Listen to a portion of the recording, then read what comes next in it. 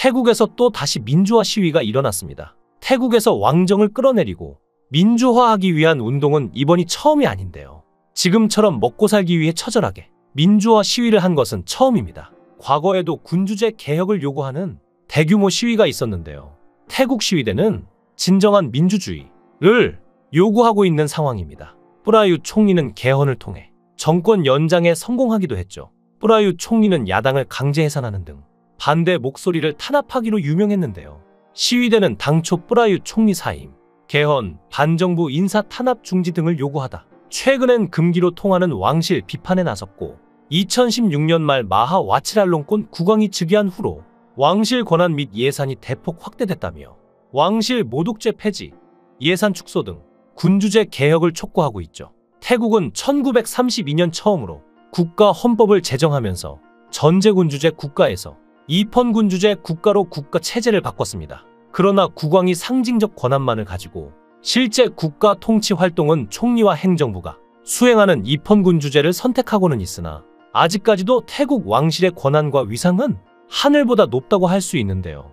특히 현 국왕인 라마 10세의 선왕인 라마 9세가 1946년부터 2016년까지 70년간 장기 집권하면서 태국의 경제 발전을 이끌고 여러 정치적 이슈를 직접 해결하면서 태국 국민의 지지를 얻었는데 그 과정에서 태국 국민 사이에서 왕실의 위상이 크게 높아졌죠.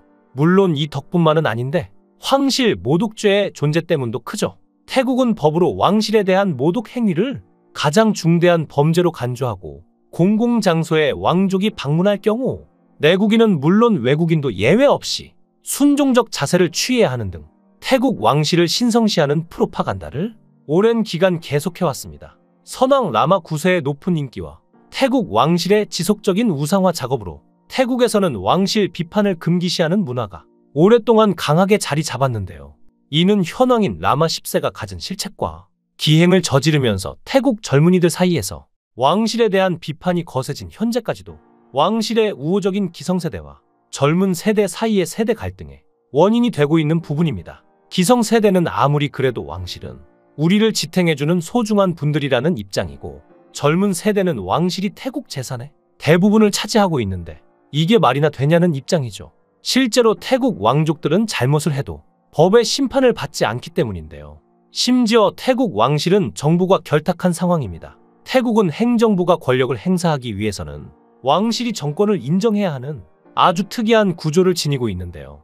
이는 달리 말하면 왕실이 승인한 정부라면 정권 획득 방법은 크게 문제되지 않는다는 의미라고 해석할 수 있습니다. 실제로 태국은 입헌군주제를 택한 1932년부터 지금까지 총 19번의 군부 쿠데타가 일어나면서 정권이 바뀌었는데요. 태국 국민은 정권 획득 과정이 민주적이고 합법적이지 않다고 하더라도 신성화된 국왕이 인정한 정권은 인정하는 문화가 계속되었고 이는 군부가 왕실을 정권 획득의 수단으로 이용하는 결과를 낳게 되었습니다. 또한 왕실 역시 왕실의 독립성과 위상을 보호받는 조건으로 쿠데타 정권을 합법적인 태국 정부로 인정하는 등 군부와 왕실이 사실상 상호간에 득실 관계를 고려한 공생관계라는 비판은 이전부터 꾸준히 제기되었기에 이런 비판에서 벗어날 수 없는데요.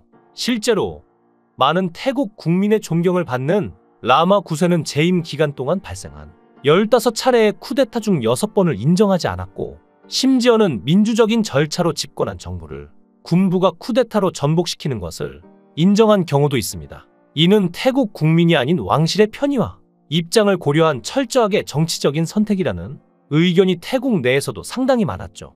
태국 왕실의 의도가 어떠했던 왕실이 민주주의를 지향하지는 않았던 것으로 평가되며 입헌군주제 체제 도입 후 88년 동안 20차례에 가까운 군부 쿠데타가 일어나는 정치적 혼란을 묵과했고 또한 군부 정권과 오랜 기간 함께 했던 것은 사실이니 국민들이 화날 수밖에 없습니다. 2014년부터 계속된 군부 정권의 독재와 총선 이후 노골적으로 심해진 반정권 세력에 대한 탄압, 전제군주제에 가까운 왕실의 오랜 전횡과 2016년 왕위를 승계받은 라마 10세의 거듭된 실행 등으로 젊은 층을 중심으로 정권과 왕실에 대한 비판이 거세졌는데요.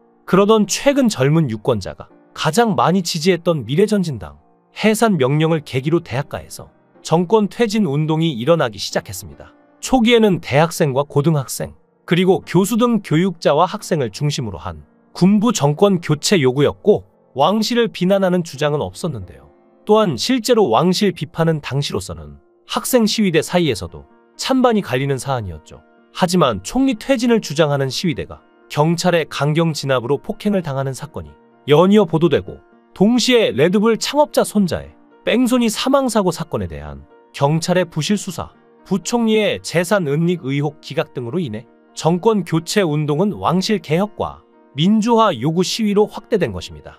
하지만 태국 정부는 시위대를 무력화하기 위해 물리적인 수단은 물론 사법권을 행사하기 시작했는데요. 위대 규모가 커지기 시작하자 태국 경찰 당국은 시위대 핵심 인사 4명을 체포했는데, 체포된 인물은 인권운동가와 독재를 비판한 대중 가수도 포함되어 있으며, 태국 정부는 체포 대상의 배경에 관계없이 현재 시위대에 큰 영향력을 미치고 있는 인물을 위주로 구속했습니다. 경찰 당국은 이들을 체포하여 시위대와 분리시킨 후 면회 신청도 허가하지 않았는데요. 태국 정부는 이에 그치지 않고 온라인 SNS 검열에도 나섰습니다. 반정부 표어와 정권 퇴진, 왕실 개혁 요구에 장이 되고 있는 페이스북에 대한 수사 및 고소, 고발 조치를 주저하지 않겠다고 경고했는데요. 총리는 태국 내에서 거주하거나 영업하는 모든 주체는 태국의 법을 따라야 한다고 말하면서 글로벌 SNS 기업인 페이스북도 예외는 될 수 없다고 주장했죠. 동시에 과거 태국 왕실을 비판하여 해외로 추방된 사례를 언급하면서 페이스북 역시 태국에서 추방될 수 있다는 협박 아닌 협박을 했습니다. 그럼에도 불구하고 SNS를 통한 반정부 시위는 끊이지 않았는데, 이는 민주화 세력의 요구사항에 적극적인 왕실 개혁이 포함되어 있을 만큼 시위대가 왕실의 우호적인 기성세대가 아닌 젊은 층을 중심으로 이루어져 있고, 이들은 SNS 사용에 익숙하기 때문이죠. 젊은 민주화 지지자는 트위터나 페이스북과 같은 해외 플랫폼뿐만 아니라 자국 플랫폼도 시위를 알리는데 적극 활용하였으며, 동시에 오프라인에서도 시위대에 계속 참여하면서 요구사항을 정부에 전달했는데요. 이렇게 젊은 세대의 민주화 시위와 왕실 개혁 요구안 발표 이후 3년이 지났습니다. 그 사이 어떤 성과가 있었을까요? 태국 사람들이 정치를 자기 삶 속에 받아들이기 시작했는데, 이전에는 겁이 나서 얘기조차 꺼내지 못했던 왕실의 문제를 공론화했다는 것이 가장 큰 성과입니다. 이는 젊은 세대의 용기가 기성세대를 끊임없이 설득한 결과인데, 이젠 드라마에서도 정치 이야기가 나올 정도로 완화되었죠. 그럼에도 이 모든 논의가 아직 실현되지 않았다는 점이 안타까운데, 이런 현실을 받아들이지 못하는 젊은 층은 이 나라에선 살 수 없다며 태국을 떠난 경우도 많다고 합니다. 실제로 태국의 정치 아이돌이자 한국식 민주화를 부러워하는 정치인이 한국에 방문해서 한 말이 있죠. 미국 시사주간지 타임이 선정한 올해 떠오르는 인물 100인의 유일한 태국인으로 이름을 올리기도 한 피타 림자를 낳은 유학 시절 한국 친구들에게 1950년대 이후 한국의 투쟁과 저항부터 오늘날 경이로운 발전까지 많은 이야기를 들었다며 한국다움을 본받고 싶다고 했는데요. 피타가 말한 한국다움은 단기간에 산업화와 민주화를 이뤄낸 할 수 있다와 함께 정신이었습니다. 이렇게 생각이 깨어있는 정치인은 기존 정치인에 밀려 떨어지거나 국왕의 뜻에 의해 정당이 해체됩니다. 가장 큰 야당이었음에도 불구하고요. 총리 후보로 나선 그는 친군부 정당 등 기득권 세력의 반대로 의회 투표를 통과하지 못해 집권에 실패했죠. 어쩌면 이런 사람들이 사라지고 있기에 태국과 한국의 관계가 점점 악화되는 건 아닐까요? 아직도 많은 태국인들은 한국의 민주화 사례를 언급하며 홍콩처럼 되지 않기를 바라고 있습니다. 하지만 그게 쉽지만은 않은 상황이죠. 다시 한번 태국 국민들이 힘을 합쳐 한국과 태국 사이를 이간질하고 국민들을 힘들게 하는 정부가 아닌 제대로 된 사람이 정치할 수 있도록 힘을 내줬으면 하네요. 여러분의 생각은 어떠신가요? 댓글로 여러분의 생각을 달아주시면 감사하겠습니다.